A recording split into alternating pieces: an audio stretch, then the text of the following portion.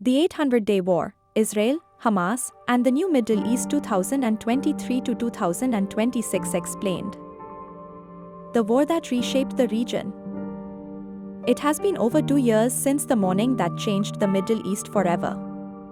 What started as a surprise attack on 7 October 2023 spiraled into a multi-front regional war involving superpowers, proxy militias, and a humanitarian catastrophe. Today, in January 2026, we are living through a fragile third ceasefire. But how did we get here? From the tunnels of Gaza to the skies over Iran, and finally to the negotiating tables in Doha, this is the full story of the Israel-Hamas War. The trigger 7 October 2023. The war began with Operation Al-Aqsa Flood. On the Jewish holiday of Simchat Torah, Hamas militants led a coordinated land, sea, and air assault, breaching the high-tech iron wall border fence. Approximately 1,200 Israelis were killed, and roughly 250 hostages were taken into Gaza. It was the deadliest day in Israel's history. Israel declared a state of war immediately, Operation Iron Swords. Prime Minister Netanyahu's stated goals were twofold: destroy Hamas military and governing capabilities, and return all hostages. Hamas leadership, specifically Yahya Sinwar, cited the suffocating 16-year blockade of Gaza, expansion of West Bank settlements, and tensions at the Al-Aqsa Mosque as the primary drivers. The war didn't just stay in Gaza, it evolved in deadly phases. Israel launched a massive ground offensive, splitting Gaza in half. The north was besieged first, followed by a push south into Khan Yunis.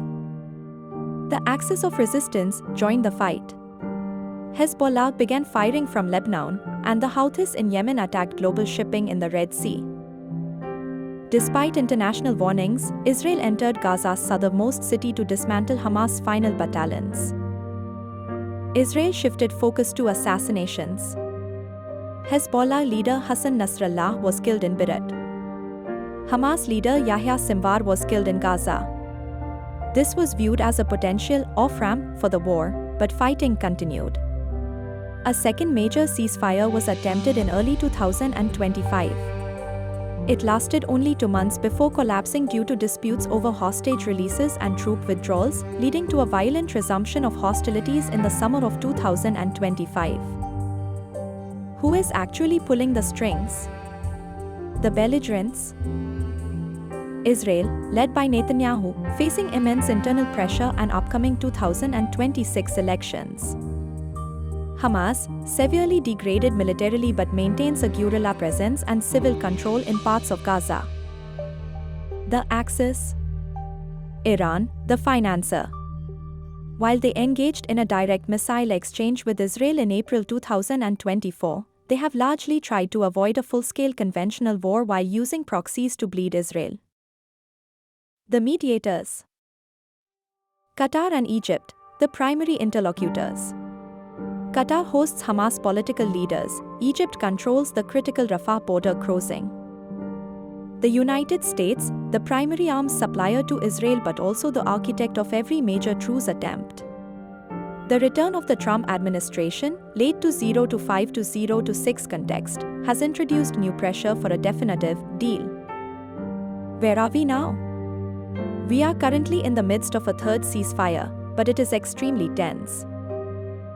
The Phase 1 terms: hostage exchange, gradual release of remaining hostages for Palestinian prisoners. Troop withdrawal, IDF has pulled back from populated centers but maintains control of the Netjerim corridor and the border zones.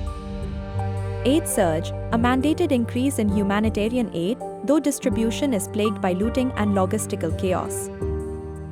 The Board of Peace, Phase 2 proposed for 2026, this is the most controversial clause. It suggests a technocratic government to run Gaza, supervised by an international coalition rather than Hamas or the Palestinian Authority. Latest update, January 8 to 10, 2026. Just days ago, the truce nearly snapped. A rocket was fired from Gaza, and Israel responded with airstrikes killing 13 people. Both sides are accusing the other of violations. The humanitarian situation remains critical, with winter floods devastating 10 cities in Al-Mawasi. As of January 2026, the guns are quieter, but they are not silent.